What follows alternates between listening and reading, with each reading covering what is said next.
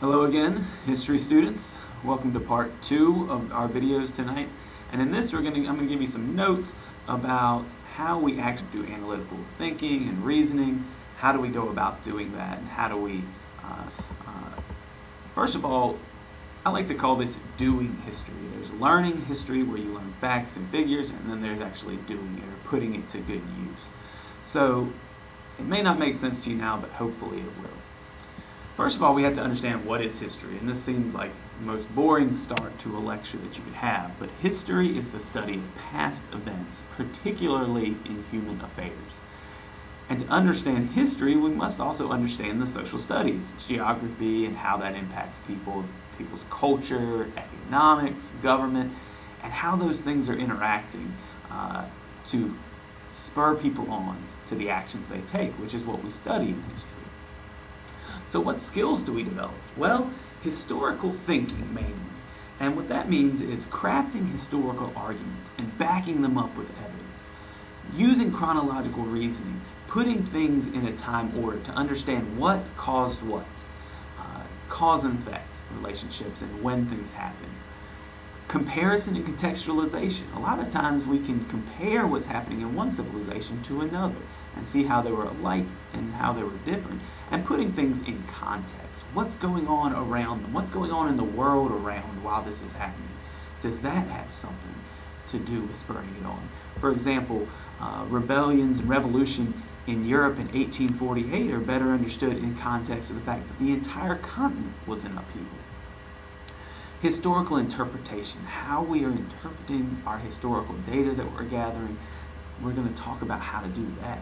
And synthesizing all this information to reach a conclusion. So how do we get there? Well, we use primary and secondary sources. You've gone through these a lot, I'm sure, in your classes.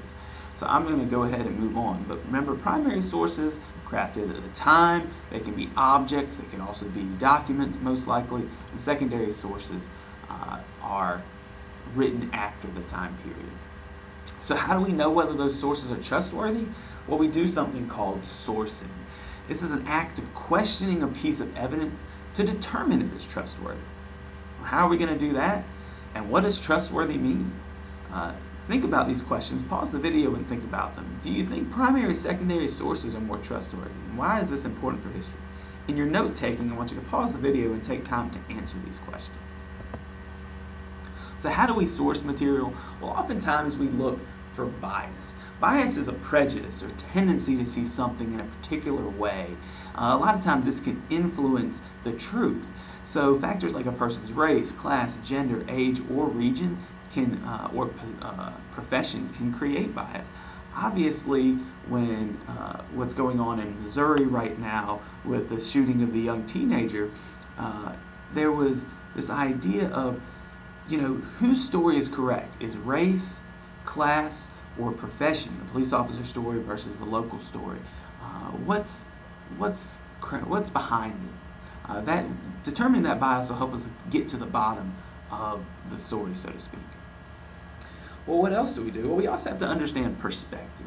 This doesn't mean where you're standing, but people come from different backgrounds. So a perspective of a student on classroom rules is much different than a perspective of a teacher. And this could be combined with bias to make a source less trustworthy. We also need to understand in sourcing material the difference between facts and interpretations, or facts and opinions, you might know them. So, for example, a fact just indicates what happened, who was involved, when it occurred. The American colonies declared independence in 1776.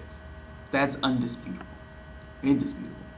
But an interpretation could be why we declared independence. Some say because of taxes. Some say we wanted to expand west. Some say that people just wanted to do what was in their own interest, or they had no connection to the crown anymore. So these interpretations can vary, and that might determine whether or not we trust a source.